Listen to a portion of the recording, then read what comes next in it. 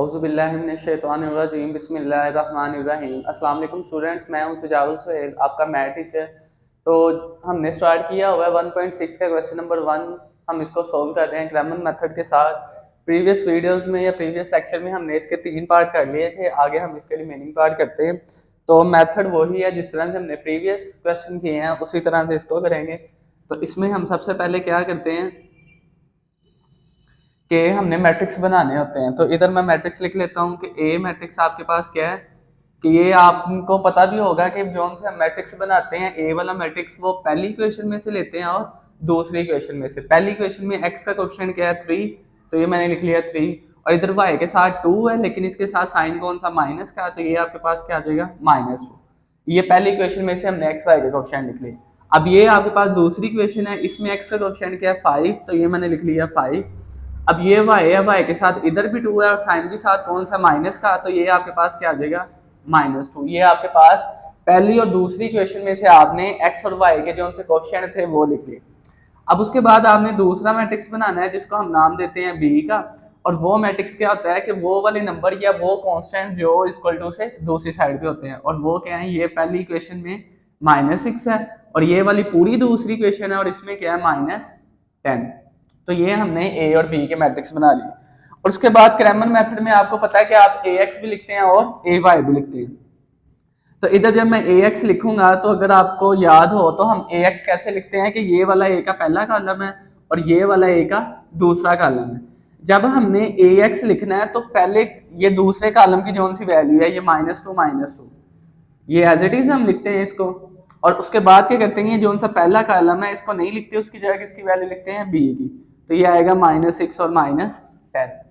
इसी तरह से जब हमने ए वाई लिखना है तो उसमें हम क्या करेंगे कि ये पहला कॉलम है और ये दूसरा कॉलम, ये वाला जो सा पहला कॉलम है इसमें एज इट इज रहेगा, और ये वाला जो सा दूसरा कॉलम है वो हम नहीं लिखेंगे, उसकी जगह किसकी वैल्यू लिख देंगे, बी की। तो ये आपके पास क्या आ जाएगा -6 और -10।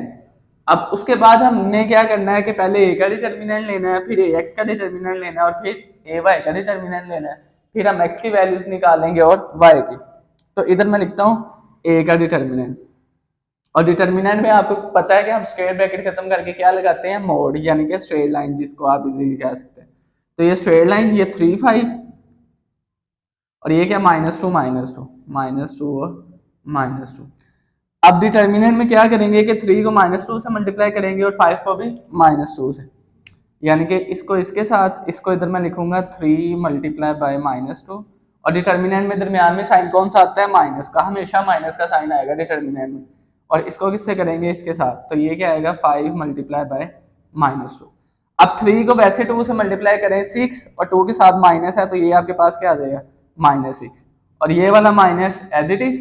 5 को 2 से साथ करें 10, साथ माइनस है तो ये क्या आ जाएगा -10। अब अगर गौर करें तो ये वाला माइनस और ये वाला माइनस क्या हो जाएगा, प्लस। तो इसको मैं इधर लिख सकता हूं कि -6, कि ये वाला माइनस और ये वाला 6 मैंने लिख लिया, ये माइनस और ये माइनस क्या हो गया, प्लस, और ये आगे 10 था तो ये क्या आ गया 10। अब आगे क्या होगा, ये माइनस और ये प्लस, ये क्या हो जाएंगे आपस में माइनस, और ए का डिटर्मिनेंट इधर मैं क्या लिखूंगा कि ए determinant equal two plus minus, minus तो हो गया। अब बड़ी रकम इधर कौन सी है 10, उसके साथ साइन कौन सा, प्लस का, तो फाइनल में जवाब भी हमारे पास क्या आएगा, प्लस। और 10 में से जब हम 6 माइनस करेंगे तो क्या आएगा 4। ये आपके पास ये जो सी पहली वैल्यू थी ए, उसका क्या आ गया डिटर्मिनेंट, कि ये हमने ए का डिटर्मिनेंट निकाल लिया। अब हम किसका डिटर्मिनेंट निकालेंगे, ए एक्स का। तो ए एक्स का डिटर्मिनेंट लेने के लिए मैं इधर लिखता हूं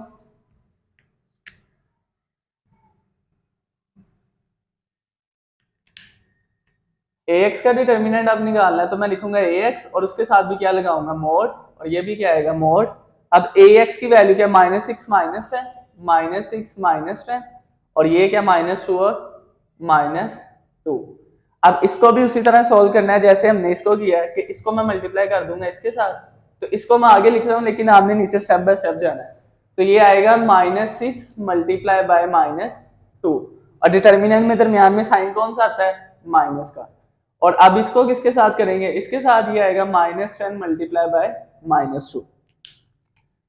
आगे करते हैं इसको, ये माइनस और ये माइनस क्या हो जाएगा, प्लस, और जब हम इस 6 को इस 2 के साथ मल्टीप्लाई करेंगे तो क्या आ जाएगा आपके पास 12, 6 2 12। आगे ये वाला माइनस है तो ये आ जाएगा आपके पास माइनस, इसी तरह ये माइनस और ये माइनस क्या हो जाएगा प्लस, और जब हम इस 10 को इस 2 से मल्टीप्लाई करेंगे तो क्या आ जाएगा आपके पास 20।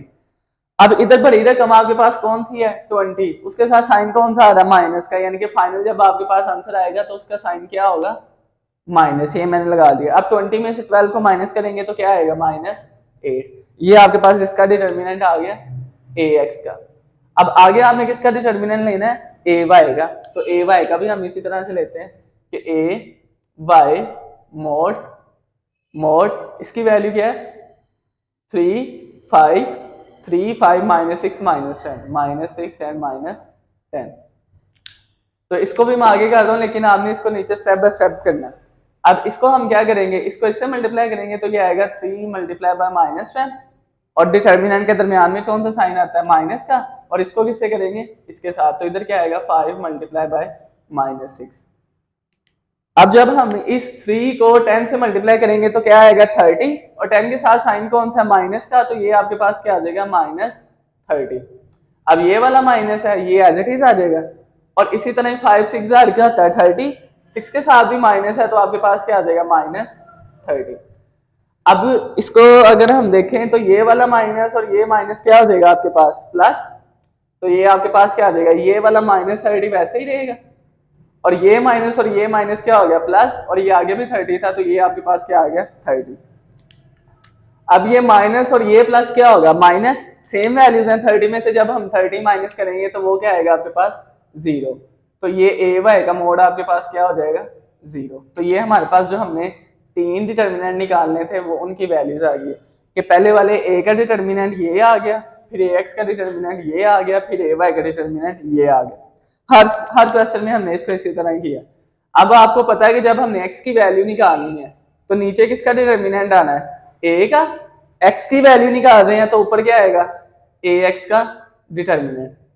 ये इसको मैं आगे कर रहा हूँ लेकिन नीचे आपने स्टेप बाय स्टेप करना है। ax का आपके पास डिटर्मिनेंट क्या है -8, इसको लिख ले -8, ये डिवाइड था तो डिवाइड a का डिटर्मिनेंट आपके पास क्या है 4, तो ये आ जाएगा 4।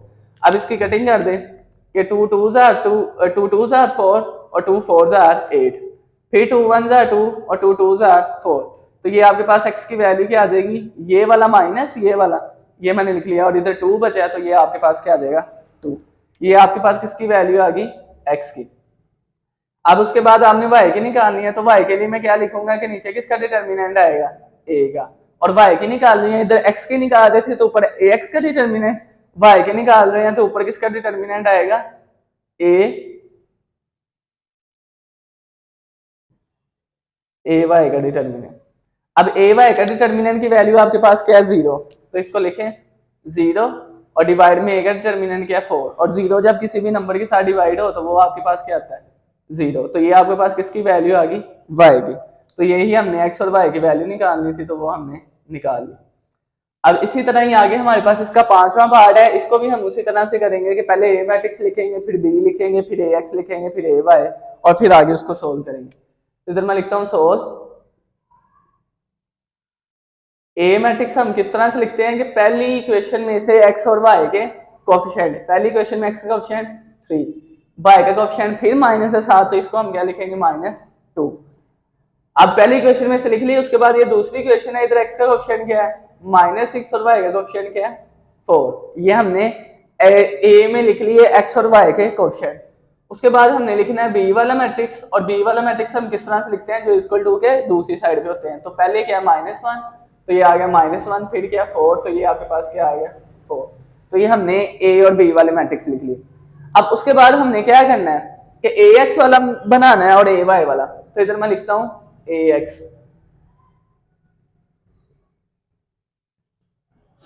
अब ax के लिए हमने क्या करना था कि ये पहला कॉलम हम, ये दूसरा कॉलम वैसे ही रहने देना था -2 और 4, और ये पहले कॉलम की जगह हमने किसकी वैल्यू लिखनी थी -1 और 4 की, ये कोई, और उसके बाद हमने क्या लिखना था ए वाई, और ए वाई में हमने क्या करना है कि पहला कॉलम वैसे रहने देना 3 -6, और दूसरे कॉलम की जगह क्या लिख देना -1 और 4। अब उसके बाद हमने सबसे पहले किसका डिटर्मिनेंट लेना है ए का, तो ए का डिटर्मिनेंट लें तो ये आएगा ए मोड 3 -6 -2 एंड 4।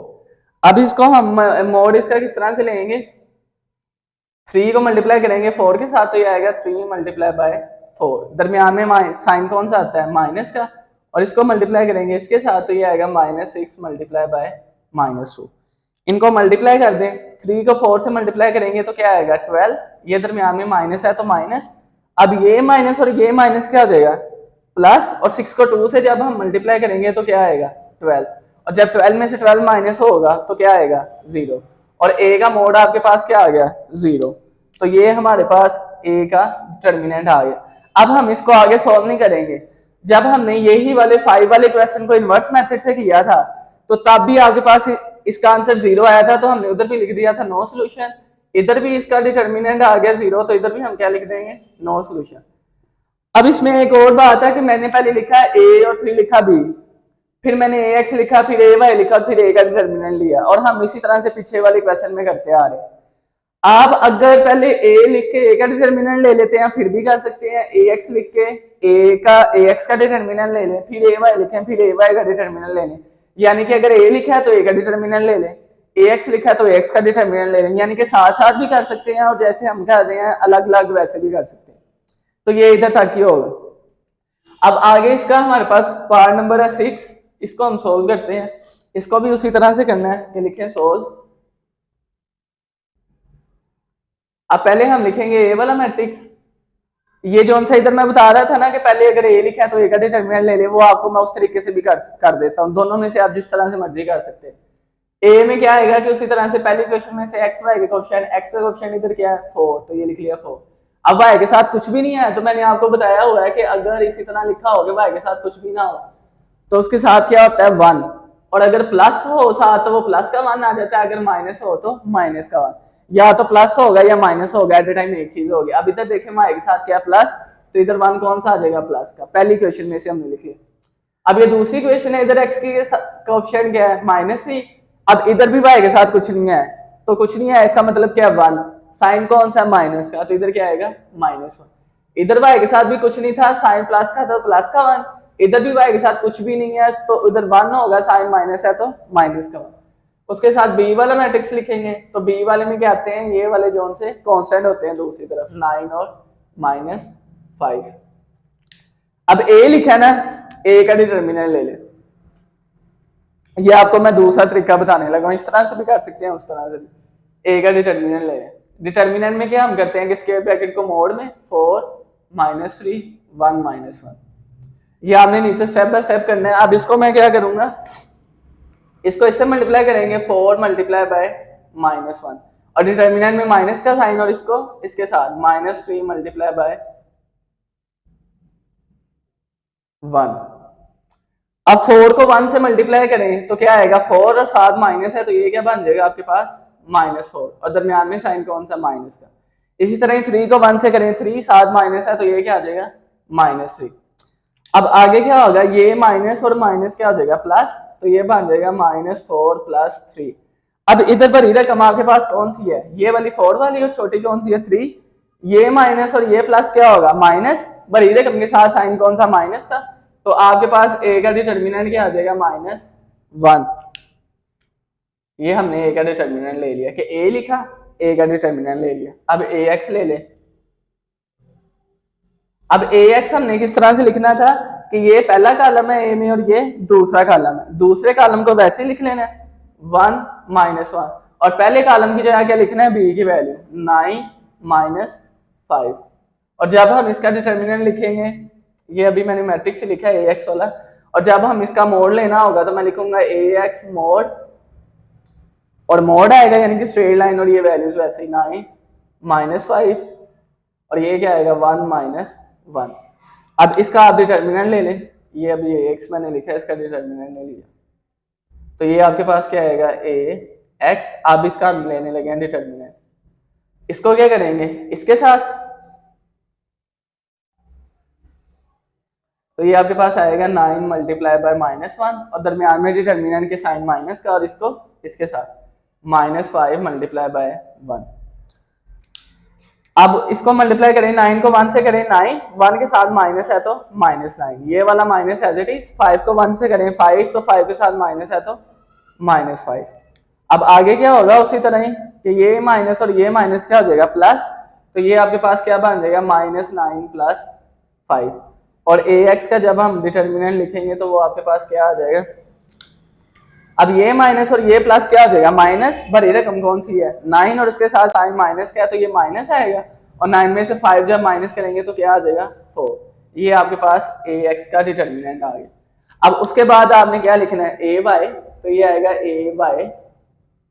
अब ए वाई में क्या करना था कि ये वाली पहला कॉलम ऐसे ही रहेगा 4 - 3, और ये जो सा दूसरा कॉलम था इसकी जगह हम क्या लिख देंगे बी की वैल्यू, तो ये आएगा 9 - 5।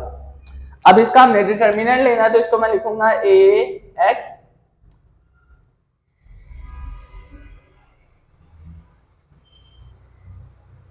डिटर्मिनेंट और ए वाई, और ये आपके पास आएगा 4 - 3 9 - 5।